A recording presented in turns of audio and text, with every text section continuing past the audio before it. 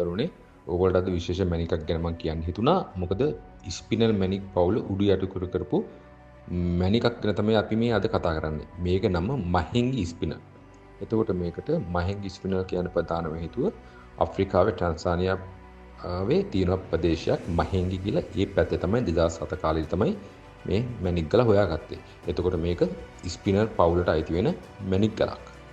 එතකොට අනිකුත් ස්පිනල් වගේම තමයි මේකෙත් එකම රසායනික සංයුතිය තියෙන්නේ මැග්නීසියම් ඇල්මිනියම් ඔක්සිජන්. එතකොට ස්පිනල් ඝනක පවුල වගේම තමයි මේ මැණික් ගලත් ඝනක ස්පටකයක් තියෙන්නේ.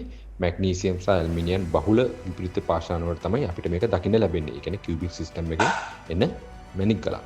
බොහෝ දෙනා ලෝකේ රැවටෙනවා මේ ස්පිනල් එකට රූබි සහ පින්ක් සෆයර් කියලා මේ ස්පිනල් එකට රැවටෙන ප්‍රමාණය වැඩි. හැබැයි මේක ඩබල් රිෆ්ලෙක්ෂන් ගලක් නෙමෙයි සිංගල් රිෆ්ලෙක්ෂන් ගලක්.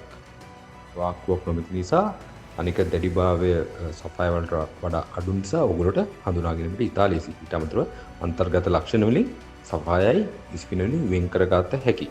අනික මේ මහෙන්ගි ස්පිනල් එකේ තියෙන විශේෂ දෙයක් තමයි නියෝන් රෝස පාට ඉඳන් තද රෝස පාට වෙනකන් වර්ණ පරාසයක් මේ මහෙන්ගි ස්පිනල් එකේ පෙන්වනවා. හරි ලස්සන දීප්තිමත් ගලක්. මේකේ සාමාන්‍ය මිල ඩොලර් 3000 ඉඳන් තමයි පටන් ගන්නෙ කැරට් එකක්. ඒතකොට ඩොලර් 3000 ඉඳන් ඩොලර් ලක්ෂයට යනකම් මේ ගල් විල යනවා. සමහරව ඩොලර් ලක්ෂ 3-4 වෙනකම්ම මිලක් යනවා. අපි එන තව වීඩියෝ එකකින් දරුවනේ අපි හම්බෙමු.